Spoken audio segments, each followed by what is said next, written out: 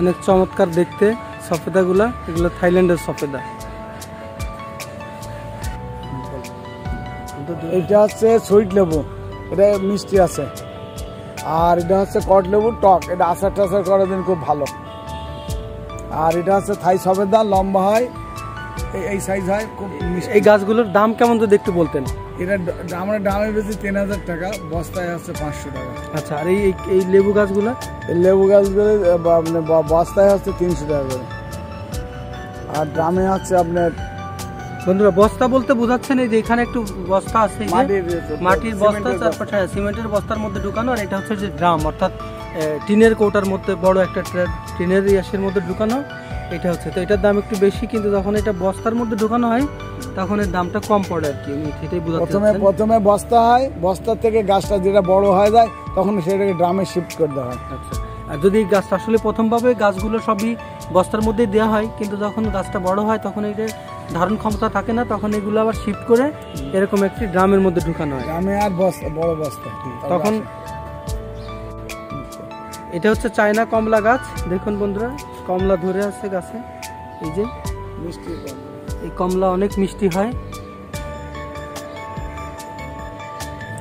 এটা চায়না কমলা, খেতে খুব স্বাদ আছে, মিষ্টি হয়। আমাদের দেশে বস্তাতে হয়, গ্রামেও হয়, আবার ছাদে বাগানে করা যায়। কেমন দাম পড়ে এগুলো? এগুলো গাছের ফলনের উপর তো আমরা বিক্রি করি। এই ফলনের গাছ আমরা 1000 টাকা করে বিক্রি করি বস্তা, এই যে সিমেন্টের বস্তা। এরকম সিমেন্টের বস্তায় যে গাছগুলো থাকে, এই গাছগুলো এক একটার দাম 1000 টাকা। ড্রামে হলে 3000। আর যদি এরকম ড্রামে থাকে তখন সেটার দাম 3 থেকে 4000 টাকা হয়। আর সব থেকে বড় কথা হলো এই গাছে কিন্তু অলরেডি ফল এসে গেছে। দেখুন, এটা নতুন করে লাগানোর ইয়া নেই, শুধু প্রতি বছর ফল ধরতেই থাকবে।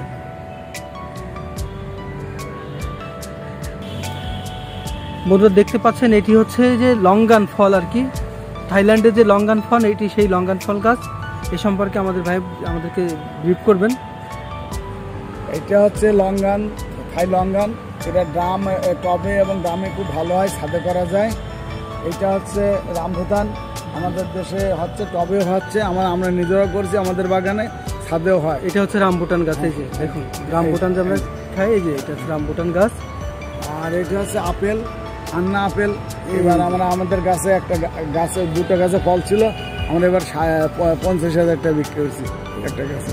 এই হচ্ছে আপেল গাছ। দেখুন বন্ধুরা, আমরা অনেকে হয়তো আপেল গাছ কখনো দেখার সুযোগ হয় নাই। এই হচ্ছে আপেল গাছ, এরকম হয়। আর এইটা হচ্ছে নাশপাতি। আর এই যে পাশেই রয়েছে আরেকটি গাছ, নাশপাতি গাছ। এই যে দেখুন নাশপাতি গাছের পাতা কেমন হয়, এই যে পাতা। তারপরে এইটা হচ্ছে ম্যাঙ্গোস্টিন। আচ্ছা, এটা হচ্ছে ম্যাঙ্গোস্টিন, যে কালো কালো যে ফলগুলো হয় আর কি, গাবের মতো দেখতে, সেই ফল গাছটা হচ্ছে এটা।